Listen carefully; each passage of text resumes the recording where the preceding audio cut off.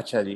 तो इस स्टेज पे आप लोगों ने क्या करना है कि जो सब्जेक्ट्स आपके तैयार हैं अ, उनके आप टेस्ट स्टार्ट करते हैं। फॉर एग्जांपल अगर आपको लगता है कि आपका जो है वो इस्लामियात तैयार हो चुका है, ठीक है। एक स्टूडेंट का मैसेज आ रहा है कि क्लास ज्वाइन नहीं कर पा रहे वो, 1 मिनट। ओके। अच्छा, तो आपने क्या करना है, फॉर एग्जांपल आप जनरल साइंस को पढ़ रहे हैं या इस्लामियात को या पाकिस्तान अफेयर्स को, दो सब्जेक्ट उठाएं, उसके टेस्ट स्टार्ट करें। ठीक है, हफ्ते में आप एक टेस्ट कर लें, दो टेस्ट कर लें एक सब्जेक्ट का, उसको आपने जो है वो एक पोर्शन तैयार करना है, उसका टेस्ट देना है। शॉर्ट टेस्ट ले लें, पहले आप जो है सिलेबस वाइज कर लें कि एक सब्जेक्ट उसके 3 हिस्से कर लें, 4 हिस्से कर लें, उसके शॉर्ट टेस्ट दे दें। ये है कि उसके बाद फिर आप उसका फुल बुक टेस्ट दे दें। इससे क्या है कि एक तो आपकी जो है वो पेपर अटेम्प्टिंग ठीक होगी, दूसरी बात वो चीज़ें आपके हाथ से गुजरती हैं, जब आपके कलम से गुजरती हैं, हाथ से गुजरती है ना, वो आपको याद रहती हैं। और फिर आपको जो है वो पेपर के अंदर रिकॉल करना इतना मुश्किल नहीं होता। तो आपने टेस्ट भी लाजमी देने हैं, अपनी पेपर अटेम्प्टिंग भी ठीक करनी है, रिविजन भी करनी है। ठीक है, ये 3 चीज़ें। उसके बाद आपने जो सिलेबस है वो हर सब्जेक्ट का पूरा करना है। उसके बाद एक और चीज़ जो मैं आपको ऐड करना चाहूँगा वो ये है कि आप कुछ मैप्स ड्रॉ करें लाजमी तौर पर। जैसे पाकिस्तान का मैप है आपको लाना चाहिए, वर्ल्ड मैप है आपको आना चाहिए, एशिया का मैप है वो आपको लाजमी आना चाहिए। उसके अलावा अफगानिस्तान का, मतलब ये कि जो आपके करीब करीब इश्यूज हैं, अगर आपकी हिस्ट्री ऑफ यूएस है वो आपको आना चाहिए, अगर आपकी इंडो पाक हिस्ट्री है तो आपको जो है वो इंडिया का मैप आना चाहिए, पूरे सब कॉन्टिनेंट का आपको आना चाहिए। ठीक है, इस तरह के जो मैप्स हैं इंपॉर्टेंट वो आपको लाजमी आने चाहिए। उसके बाद कुछ आपने डायग्राम्स बनानी होती। अब देखें, मैंने लास्ट अटेम्प्ट में एक फार्मूला निकाला था। फार्मूला ये था कि सवाल कोई भी आएगा, कोई सवाल भी आएगा तो मैंने उसमें डायग्राम बनानी है, एक या दो लाजमी। मैं कोई मिसाल लेता हूँ एक। जब एक सवाल आया था कि what is capitalism and discuss it's relationship with democracy. ठीक है, ये सवाल था पॉलिटिकल साइंस में। अब मैंने जो है जब इस सवाल को उठाया तो उसमें मैंने क्या किया कि मैंने देखा कि इसमें दो चीज़ें हैं, एक कैपिटलिज्म है, एक डेमोक्रेसी है। अब इंट्रोडक्शन तो आपके जैसे आप स्टार्ट करते हैं, इंट्रोडक्शन देते हैं, उसके बाद आप स्टार्ट करते हैं, तो अब मैंने कैपिटलिज्म की डेफिनेशन दी। ठीक है, एक साथ एक बुक का हवाला दे दिया। उसके बाद मैंने क्या किया कि मैंने कैपिटलिज्म के लिखने के बजाय एक डायग्राम बना दी उसके फीचर्स के। उसके फीचर्स, फ्री मार्केट होती है, लाइसेंस फेयर होता है, उसके अंदर ह्यूमन राइट्स, इस तरह जो जो उसके फीचर्स बनते हैं वो मैंने एक डायग्राम एक पेज के ऊपर मैंने बना दी। अब क्या हुआ कि वो मैंने 2 मिनट में डायग्राम बना दी और एक सफ़ा भी मैंने ज़ाय कर दिया, जैसे मुराद मैंने भर दिया। उसके बाद मैंने क्या किया कि मैंने जो है वो डेमोक्रेसी को डिफाइन किया, उसकी डायग्राम बना दी एक सफ़े के ऊपर। तो 4 सफ़े मैंने इस तरह कर दिया। उसके बाद फिर मैंने डिस्क्राइब किया कि what is the relationship between democracy and capitalism. वो फिर मैंने उसकी हेडिंग्स दी और उसको 2 से 3 सफ़े ऊपर जो डिस्कस किया और एंड के ऊपर मैंने उसे कंक्लूड कर लिया एनालिसिस करके। तो क्या होता है कि आपने एक टेक्निक अडॉप्ट करनी होती है जिसमें आप सवाल कोई भी आएगा आपने उसके अंदर डायग्राम बनानी होती है। ठीक है, ये पर्टिकुलरली पेपर रेफरेंस के हवाले से हम with respect to paper, paper attempting के हवाले से हम। ठीक है, ये आपने लाजमी करने, मैप्स करने हैं, डायग्राम्स बनानी है। उसके बाद हेडिंग जो देनी है वो बहुत इंपॉर्टेंट होती है। बच्चे क्या करते हैं कि शॉर्ट शॉर्ट सी हेडिंग देते हैं, नहीं, आपकी जो हेडिंग्स है लंबी होनी चाहिए, सेल्फ एक्सप्लेनेटरी। जो आपकी सब हेडिंग है वो लाजमी लंबी होंगी, सेंटेंस की फॉर्म में होंगी, जैसे आप आउट एंड सेंटेंस बनाते हैं। हाँ, जो आपकी मेजर हेडिंग्स हैं, अगर आप डिफाइन डेफिनेशन ऑफ कैपिटलिज्म यूं दे सकते हैं। उसके बाद अगर आपने डेमोक्रेसी और उसका जो ताल्लुक है, रिलेशनशिप है, वो डिस्कस कर रहे हैं, तो आप कहें कि democracy and capitalism always exist together. ठीक है, यूं आप हेडिंग दें। तो मतलब ये है कि आपकी हेडिंग को पढ़ने से एग्जामिनर को चीजें क्लियर होनी चाहिए, वो आपका पूरा पैराग्राफ ना पढ़े।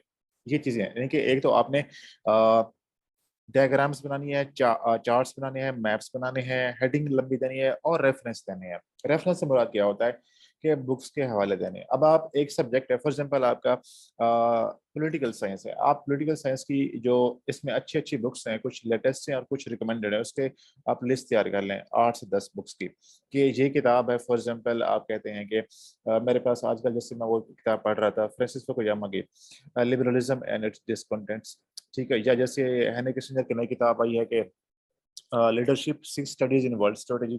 ठीक है, इस तरह की किताबें आप उसको जो है वो नोट कर ले कि ये किताब आप इस तरह की चीज के अंदर अगर सवाल आता है, चाहे वो एसए में होगा, चाहे वो पाकिस्तान अफेयर्स में, करंट अफेयर्स में, पॉलिटिकल साइंस में, कहीं पे भी आ रहा है, उसे आप रेफरेंस के तौर पर दे सकते हैं। डायरेक्ट नहीं करना, एग्जैक्ट रेफरेंस नहीं देना। आप ये कह सकते हैं कि similar things have been noted by, same thing has been reported by फला author in his book, in her book. तो ये आपने हर स्टूडेंट के लिए इस तरह के कुछ रेफरेंसेस हैं वो अभी आपने इकट्ठे करने हैं। ठीक है, ये कुछ चीज़ें आपको पेपर में बहुत हेल्प करती हैं। हमेशा मैं एक बात कहता हूँ कि तैयारी करना एक अलग चीज़ है, पेपर अटेम्प्ट करना एक अलग चीज़ है। दो बंदे हैं जिनकी सेम तैयारी है, एक बंदे को पेपर अटेम्प्ट करना प्रॉपर नहीं आता, एक को आता है, तो उनके स्कोर में बहुत डिफरेंस होता है। ठीक है, मैं आपको बीएमएस की मिसाल लेता हूँ इस साल की। जब मैंने पेपर दिए अभी 2021 बीएमएस के, तकरीबन 1.5 साल के बाद मैंने लिखा कुछ पेपर के अंदर जाकर। बट ये कि मेरी लेंथ पूरी हो रही थी, मैं उसको हर सवाल को पूरा कर रहा था, मैं उसमें रेफरेंस भी दे रहा था, उसके अंदर डायग्राम्स भी। क्यों? इसलिए कि मुझे पता है कि पेपर अटेम्प्ट कैसे करना है, स्कोर किस चीज़ से आता है, किस चीज़ से स्कोर नहीं आता। तो आपने एक बार वो टेक्निक अडॉप्ट करनी है, वो सीखनी है, फार्मूला जिससे नंबर आते हैं। उसके बाद आपने तैयारी को पॉलिश करते रहें आप टाइम के साथ साथ। ठीक है, मॉक लाजमी देने हैं जहाँ पे भी दें। अच्छा, अकेडमी में जाने से बेहतर है आप किसी अच्छे टीचर को दें, इंडिविजुअल, जहाँ आपकी प्रॉपर असेसमेंट हो। अकेडमीज में क्या होता है कि आप देते हैं, वो आपको वापस कर देते हैं, लेकिन इतना अच्छा फीडबैक नहीं आता। वहाँ पे जो सीएसपीज होते हैं वो तो चेक ही नहीं करते। ठीक है ना? और उसके बजाय ये कि आप किसी ऐसे बंदे को दें, किसी सीएसपी या टीचर को दें जो आपका पेपर प्रॉपरली इवेलुएट करे, आपको चेक करे। लास्ट टाइम मुझे याद है कि मेरे पास बहुत सारे बच्चों ने मॉक दिए थे एंड के ऊपर, तो उसमें मैंने बच्चों के पेपर बहुत हद तक इम्प्रूव करवाया, उनकी राइटिंग। मतलब उनको लिख, वो अच्छा लिख रहे थे, उनकी राइटिंग भी अच्छी थी, कंटेंट भी अच्छा था, लैंग्वेज भी अच्छी थी, आइडियाज भी अच्छे थे। बट वो क्या गलतियां कर रहे थे, क्वेश्चन को डिकोड करने में गलती कर रहे थे, उसको प्रॉपर किस सेक्शन को कितने पार्ट्स है क्वेश्चन में, उनको कैसे एड्रेस करना है, किसको कितनी स्पेस देनी है, किसको कितनी स्पेस नहीं देनी, वो इन चीज़ों में गलतियां कर रहे थे। तो एग्जामिनर इन चीज़ों पर नंबर काट देता है आपको। तो अगर आप ये चीज़ें सीख लेते हैं ना, तो उससे क्या है कि आपका जो है वो स्कोर बहुत बेहतर होता है। अगर आप 4 से 5 नंबर का एक सब्जेक्ट के अंदर भी डिफरेंस डालते हैं, तो आप देख लें कि 30 से 35 का डिफरेंस आपको जो है वो कहाँ से कहाँ ले जा सकता है आपको। ठीक है, बहुत छोटी छोटी चीज़ें होती हैं जिनका आपने ख्याल रखना है। पेपर अटेम्प्टिंग पे काम करना है, अपनी तैयारी पूरी रखनी है अपनी। ठीक है, ये चीज़ें हैं कुछ। हाँ जी, मॉक लेते हैं। इससे के अलावा ऑप्शनल जो है, कुछ ऑप्शनल जैसे पॉलिटिकल साइंस है, जेंडर है, हिस्ट्री ऑफ यूएस है, पंजाबी है, इनके मैं लेता हूँ। इसके अलावा कंपल्सरी है, जिसमें जनरल साइंस को निकाल के बाकी लेता हूँ मैं। जनरल साइंस की इसलिए नहीं लेता कि उसमें तो मैथ है और साइंस वाला पोर्शन है, वो मुझे बड़ा बोरिंग लगता है, तो उसके मैं मॉक ना बनाता हूँ ना लेता हूँ इससे। तो आगे जो 5 कंपल्सरी हैं, ऐसे मिला के वो, और साथ कुछ जो ऑप्शनल मैंने डिस्कस किए बता दिए आपको, इनके मैं मॉक जो है वो लेता हूँ। ठीक है, अभी एक लड़की है मेरे पास, वो दे रही है तकरीबन, उसने पंजाबी के 3 टेस्ट दिए, उसके बाद जेंडर के 3 दिए, उसके बाद उसने फुल बुक पे जाना है। तो इस तरह उसके फिर बाकी सब्जेक्ट्स हैं वो उससे कर रही है। तो बच्चे काफी सारे कर रहे हैं दीदी मेरे साथ। जी, नहीं तक आपको समझ आ गई ये बात? कोई और चीज इसमें अगर निदा रहती हो, कल आपने ये सवाल किया तो आप मुझे बता दें प्लीज। मैं आपके सवाल देख लेता हूँ। अच्छा जी, इंशाल्लाह इंशाल्लाह लोकेशन हो जाएगी, दुआ करते रहे हैं सब। हाँ जी, लास्ट टाइम दे दी थी मैंने डायग्राम। उसको एक्सप्लेन के बना है या नेक्स्ट? नहीं यार, उसको नेक्स्ट करने की निदा, उसको एक्सप्लेन करने की जरूरत नहीं है। हाँ, आप ये कर सकते हैं कि उसके नीचे फिगर नंबर 1, डायग्राम नंबर 1, या चार्ट या मैप नंबर 1, ये चीजें आप लिखना चाहे तो लिख सकते हैं। ये लिखने के बाद आप उसका आगे लिख दें कि map of south Asia, map of Pakistan, map of subcontinent, map of history USA, map of USA. ये चीजें आप अगर आप लिखना चाहें तो आप लिख सकते हैं। डायग्राम का नाम देना चाहें चीजें से, लेकिन उसको एक्सप्लेन नहीं करना आपने उसके अंदर, क्योंकि डायग्राम का मकसद यही है कि कम टाइम के अंदर जो चीज़ें ज़्यादा हैं वो आप स्पेस के अंदर कवर कर लें। फिर फैक्ट बुक में नोट, हाँ जी, उसके नोट कर लेंगे। हाँ, ये मैं अभी फैक्ट बुक की तरफ भी आता हूँ। हमारा जो डायग्राम, सॉरी, जो थीम्स वाला डिस्कशन है वो उस पर होगी। अच्छा सर, जितनी भी तैयारी करने हैं फिर भी ब्लैंक फीलिंग होती है, आती है, बिल्कुल आती है, ये नेचुरल होता है, क्योंकि आप इतना तैयार कर चुके होते हैं कि आपको लगता है कि आपने जो है वो कुछ भी नहीं पढ़ा। ठीक है, इवन जब आप लास्ट स्टेज होती है तो ऐसा लगता है यार आपको कुछ भी नहीं आता और पेपर आप ना दें। तो ये फीलिंग्स आती हैं, ये चीज़ें महसूस होती हैं, बट आपने इन चीज़ों से परेशान नहीं होना कभी, इससे जो है वो फिक्रमंद नहीं होना। ये नेचुरल होती है कि इस एग्जाम में आप इतना पढ़ रहे होते हैं डेली बेस पे, वीकली बेस पे, मंथली बेस पे, तो वो चीज़ें जो है वो माइंड में नहीं रहती हैं, मेमोरी का हिस्सा नहीं बन पाती। तो उसका एक हल ये होता है कि आप उनको रिवाइज करते रहें बार बार, आप अपने मेमोरी का हिस्सा बनाए, ताकि फिर वो आपको जो है वो याद रह जाती हैं। ठीक है, तो आप कम पढ़ लें लेकिन अच्छा पढ़ लें, और जो अच्छा पढ़ें उसे रिवाइज करें, उसे याद करें। ठीक है ना? लेकिन अगर आपने एक किताब पढ़ ली है लेकिन आपको ये नहीं पता कि वो कहाँ पे कोट हो सकती है, उसमें क्या डिस्कस किया जा रहा है, तो फिर उसमें फायदा नहीं है। ठीक है, कहीं से कोई अच्छी चीज़ मिलती है उसे आप नोट कर लें, कोई कोटेशंस वगैरह रेफरेंस वगैरह, ये आपको सारी चीज़ें जो है वो इसमें आपको हेल्प कर रही होती हैं। ठीक है, हम एक स्पेशल क्लास रखते हैं यार इस पे, मुझे लगता है कि ये टाइम कम है इसके लिए, पेपर अटेम्प्टिंग और तैयारी पे और इस पे, तो हम इस पे क्लास स्पेसिफिक रख लेंगे। लेकिन अभी हम बात करते हैं आपके जो है वो डेटा कलेक्शन वगैरह के ऊपर। ठीक है, अच्छा जी। मैं अभी स्क्रीन शेयर करता हूँ, फिर हम उस पर बात करते हैं। अच्छा जी, ये मैंने आपके सामने जो है वो स्क्रीन शेयर कर दी है। आई होप कि ये शो हो रही है। आप देखें, जो हमारे आज की डिस्कशन है वो इस चीज़ पे है कि डेटा कलेक्शन कैसे करनी है, अपने रेफरेंसेस कैसे इकट्ठे करने हैं, सोर्सेज वगैरह, ठीक है, ऐसे कैसे तैयार करने हैं, एक टॉपिक को या एक थीम को या एक एरिया को किस तरह अच्छे से तैयार करें कि उसके अंदर आप जो है वो बस प्रॉपर रेफरेंसेस भी हों, कोटेशंस भी हों, बुक्स भी हों, और उसके अंदर एग्जाम्पल के स्टडी सारा कुछ हो। ठीक है। सबसे पहली चीज़ जो आप लोगों ने करनी है वो ये है कि अभी आप लोग जो है वो फुल लेंथ, यानी हमें तकरीबन जो है 5 तारीख से हमने सेशन स्टार्ट किया, तो आज 20 तारीख 19 तारीख है। लाइक हमें तकरीबन हमने 12 क्लासें की हैं, और 12 क्लासों के बाद आपने 3 फुल लेंथ ऐसे भी कर लिए हैं, बाकी आपके अगले दिनों में हो जाएंगे। और इस स्टेज पे आप इस काबिल हैं कि हर तरह का ऐसे कर सकते हैं। एंड और आर वाले ऐसे वो हम इंशाल्लाह अगले वीक में करेंगे। बाकी आप आर्गुमेंटेटिव ऐसे भी कर सकते हैं, डिस्क्रिप्टिव ऐसे भी कर सकते हैं। आपको फुल लेंथ ऐसे लिखना भी आता है, आउटलाइन बनानी भी आती है, किसी टॉपिक को डिकोड करना भी आता है, उससे कंस्ट्रक्ट कैसे करना है, डीकंस्ट्रक्ट कैसे करना है, चलाना कैसे, ऐसे को सारा कुछ आपको इस स्टेज पे आता है। ठीक है। अभी मैं आपको कुछ ऐसे जो पास्ट पेपर्स हैं वहां से प्रैक्टिस कराऊंगा, और उसके बाद जो कुछ एक्सपेक्टेड एक या दो होंगे एरियाज वहां से भी आपको करवाऊंगा। लेकिन अब आपने जब सेशन से आप जाएंगे, इस सेशन के बाद आप लोगों ने अपनी तैयारी ऐसे की कैसे कंटिन्यू करनी है, वो बहुत इंपॉर्टेंट चीज़ है। ठीक है। ये टॉपिक मैं आज इसलिए डिस्कस कर रहा हूँ कि बच्चे इसकी डिमांड कर रहे थे बार बार। ठीक है, अदरवाइज मेरा प्लान था कि आज मैं और वाले ऐसे पे डिस्कस करूँ, बट मुझे लगा कि इसको हम डिस्कस कर लेते हैं, इसलिए आज ये किया है। अब आपने जब सेशन से आप जाएंगे उसके बाद आपने ये करना है कि एक लिस्ट बनानी है अपने टॉपिक्स की।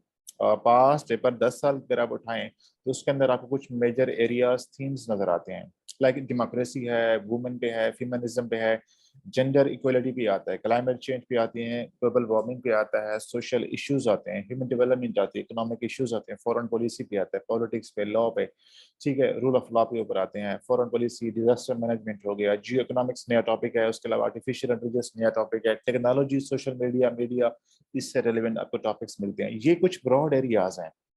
अब आपने क्या करना है कि तकरीबन 8 से 10 ऐसे एरियाज निकालने हैं जिसमें आप इंटरेस्ट है। ठीक है ना। वैसे लिस्ट तो बहुत लंबी हो जाएगी, लेकिन आपने जो है वो 8 से 10 के करीब वो एरियाज निकालने हैं जिसमें आप बड़ा आसान फील करते हैं। मैं मिसाल लूँ तो मुझे फेमिनिज्म, जेंडर इक्वलिटी, इस तरह के टॉपिक्स वुमेन पे जो है वो अच्छा लगता है पढ़ना भी और लिखना बोलना भी। तो आपने अपने इंटरेस्ट के अकॉर्डिंग जो है वो कुछ एरियाज आइडेंटिफाई करने हैं, पहले लिस्ट बना लेनी है 8 से 10। उसमें वुमेन का अगर आता है वो आ जाएगा, गवर्नेंस पे आता है तो वो आ जाएगा, ह्यूमन डेवलपमेंट पे आता है तो वो आ जाएगा, इकोनॉमी से रिलेवेंट है तो वो आ जाएगा, देन उसमें अगर टेक्नोलॉजी से रिलेवेंट है तो वो आ जाएगा। जब आप ये लिस्ट बना लेंगे उसके बाद आपने क्या करना है। फॉर एग्जाम्पल हम ये समझते हैं कि आपने जो है वो वुमेन जेंडर पे जो है वो थीम उठाया है। अब आपने थीम वाइज तैयारी करनी है। उसके बाद एक हफ्ता लें, 6 5 6 दिन आप उस थीम के ऊपर जो है वो रिसर्च करें। उसमें आपने बुक्स जितनी आपको मिल जाती हैं अच्छी अच्छी वो नोट कर लें अपने पास। उसके अलावा एज ए रेफरेंस कोटेशंस को अच्छे नजर आते हैं या आपको मिल जाते हैं नेट से, या ढूंढ लें उसको, वो नोट कर लें, उसमें से 4 5 इंपॉर्टेंट। देन उसके बाद आप ये देखेंगे उसके ऊपर डेटा, जो उसमें सोर्सेज हैं, सोर्सेज से मुराद ये है कि किसी इदारे की रिपोर्ट है, कोई फैक्ट्स वगैरह हैं, कोई उसके अंदर डायग्राम्स बनी है वहां से डेटा लिया गया है, कोई फाइंडिंग्स हैं, ठीक है, एनालिसिस हैं, वो चीजें आप निकाल लें। ठीक है, यानी कि आपने एक थीम के अंदर जब एक थीम तैयार करेंगे उसकी रिसर्च करेंगे, उसमें आपने डेटा निकालना है, रेफरेंसेस निकालने हैं, बुक्स के हवाले निकालने हैं, केस स्टडीज निकालनी है, एग्जांपल्स निकालनी है, फैक्ट्स वगैरह निकालने हैं। साथ उसमें किसी इदारे की रिपोर्ट का हवाला आ रहा है तो वो भी आपने निकालना है। प्लस आपने ये करना है कि उस टॉपिक को हर पॉसिबल वे में तैयार करना है। लाइक आप पास पेपर से भी देख सकते हैं कि ये टॉपिक इस डायमेंशन से आ चुका है। फिर आपने ये देखना है कि इस साल इस टॉपिक से मुतल्लिक क्या चल रहा है दुनिया में, पाकिस्तान में, वो आपने एक्सपेक्ट करना है, फोर सी करना है आपने उसको, और फिर उसके अकॉर्डिंग आपने उस डायमेंशन में तैयार करना है उसको। फॉर एग्जाम्पल अगर हम कहते हैं कि जेंडर है तो इस पे हम ये कह सकते हैं कि पाकिस्तान में इस टाइम ट्रांसजेंडर के हवाले से डिबेट चल रही है कि लॉ पास हुआ है। ठीक है, उसके अलावा रेप्स के हवाले से होता है, सेक्सुअल हरासमेंट के हवाले से इशू चलते हैं। देन आप देखें कि उसमें पाकिस्तान में जो वुमेन वायलेंस है उसके हवाले से चलते हैं, पॉलिटिक्स के हवाले से चलते हैं। तो आपने ये चीज़ें देखनी है कि इस पे आप इन एरियाज को कहाँ कहाँ से किस किस पॉसिबल वे से तैयार कर सकते हैं।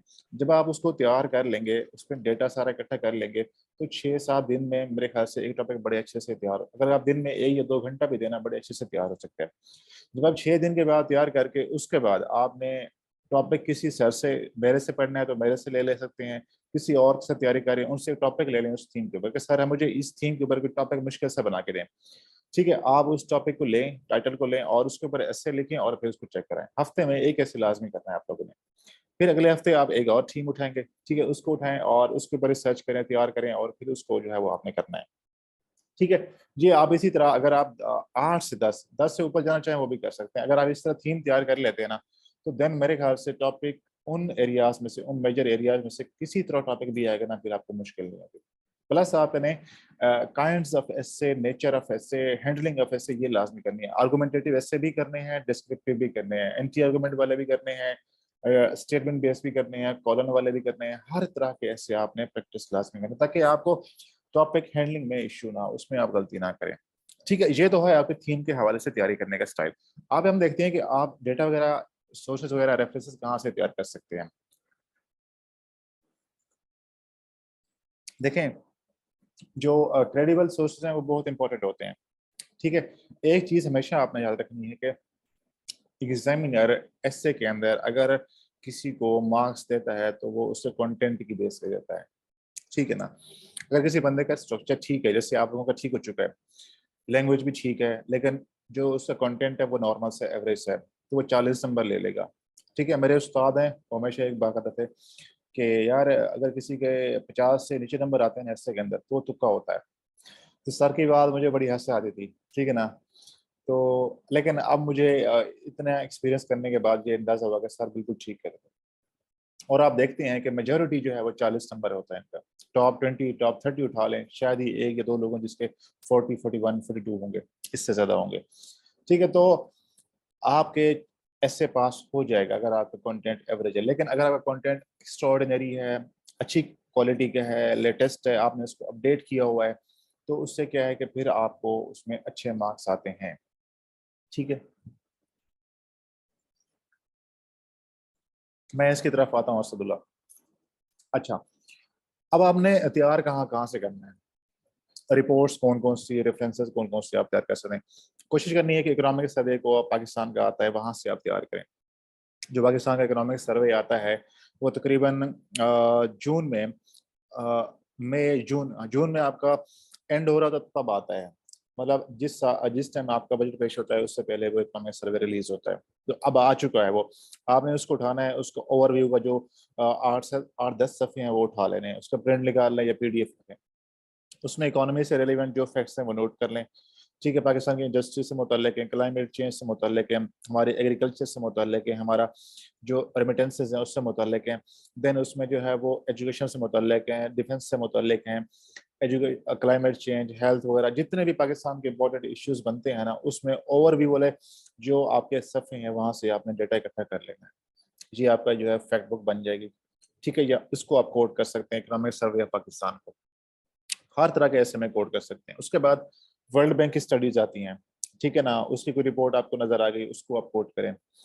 कभी ये काम नहीं करना कि आपने अगर एग्जामिनर को डॉज करने की कोशिश की है, लाइक आप खुद से ये बना के पेश कर दें कि वर्ल्ड बैंक की ये स्टडी इस तरह कहती है, हालांकि वो एग्जिस्ट ही नहीं करती। कभी ये हरकत नहीं करने बिल्कुल भी, आपको इसकी बहुत बुरी सजा मिल जाएगी फिर पेपर के अंदर आपको। वर्ल्ड बैंक के बाद जो IMF है उसकी रिपोर्ट्स आती हैं, उसको आप हवाला दें। ठीक है, then State Bank of Pakistan है, उसका आप रिपोर्ट का हवाला दे सकते हैं, कोई रिपोर्ट है, कोई रिसर्च है उसकी। ठीक है, कोई उन्होंने जो है वो उसके ऊपर कोई स्टडी की है तो उसका हवाला दें। देन इकोनॉमिस्ट है, इकोनॉमिस्ट एक बड़ा अच्छा रेफरेंस है। ठीक है ना, इसकी जो है रिपोर्ट्स वगैरह आती रहती हैं, इनके इंडेक्स वगैरह भी होती हैं, इनकी जो है वो रिसर्च पे अपनी होती है। तो क्लाइमेट चेंज पे कर सकते हैं, पॉलिटिक्स पे कर सकते हैं, लॉ के ऊपर है, डेमोक्रेसी पे है, टेक्नोलॉजी पे है, ठीक है, ह्यूमन डेवलपमेंट पे आप इकोनॉमिस्ट की जो है वो रिपोर्ट का हवाला दे सकते हैं। लेकिन ये है कि आपने वो वाकई में पढ़ी हो। उसके बाद यूनिवर्सिटी किसी का रिसर्च पेपर है, जैसे हार्वर्ड है, ऑक्सफोर्ड है, ठीक है, जॉन हॉपकिंस है, किसी भी यूनिवर्सिटी का आपको कोई रिसर्च पेपर मिलता है, अच्छा कोई स्टडी मिलती है, उसका हवाला दें। इकोनॉमिक सर्वे हो गया, यूनिवर्सिटी रिसर्च हो गया, रिपोर्ट्स ऑफ मिनिस्टर्स मिनिस्ट्रीज। ठीक है, पाकिस्तान की मिनिस्ट्रीज है, मिनिस्ट्री ऑफ एजुकेशन है, फेडरल एजुकेशन की है, ठीक है, या पंजाब लेवल पे है, या जो है वो प्रोविंशियल लेवल पे है, क्लाइमेट चेंज की मिनिस्ट्री है, ह्यूमन राइट्स की मिनिस्ट्री है, उसकी कोई केस स्टडी है उसका हवाला दें। देन बुक्स हैं, आपने कोशिश करनी है कि हर थीम के ऊपर जो है वो 6-7 आपने जो है कोई बुक्स के रेफरेंसेस बाद में निकालने हैं। लाइक अगर गवर्नेंस पे है तो इशरत हुसैन की किताब का हवाला आएगा, देन उसके बाद मलिह लोधी की किताब है उसका हवाला आएगा, वाई नेशंस फेल उसका हवाला आएगा, क्लाइमेट चेंज पे कर रहे हैं तो उसके अलावा बिल गेट्स की बुक का हवाला आ जाएगा। इसी तरह के दो तीन और बुक्स आप इस पे निकाल लें। आपने हर टॉपिक के ऊपर जो है वो हर थीम के ऊपर 6-7 बुक्स आपने अपने पास नोट कर लेनी है। उसके अलावा रिसर्च पेपर्स हैं, किसी इंडिपेंडेंट आथर का, किसी राइटर का, स्कॉलर का कोई रिसर्च पेपर आपको मिला है, अच्छा आपने उस पर से तैयार किया कुछ, तो उसको भी आप कोट कर सकते हैं। ये कुछ सोर्सेज हैं जहां से आपकी तैयारी हो सकती है और एज ए रेफरेंसेस या सोर्सेज आप कोट कर सकते हैं। जी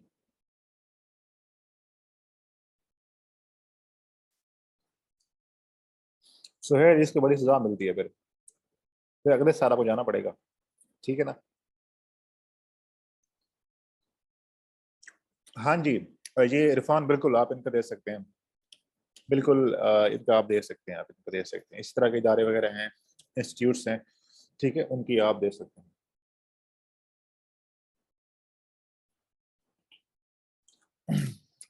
अच्छा, ये असदुल्ला ने सवाल किया है कि how many hours each day to study a theme and how many days.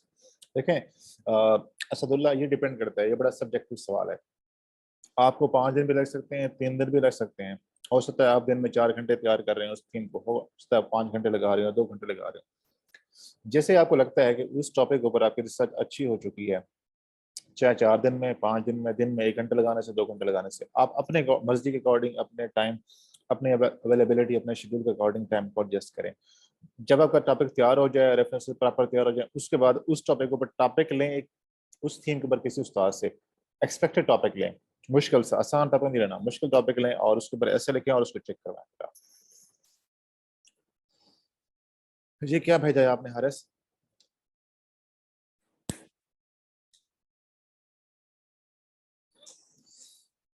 मैं इसको जरा जो है रिकॉर्डिंग को स्टॉप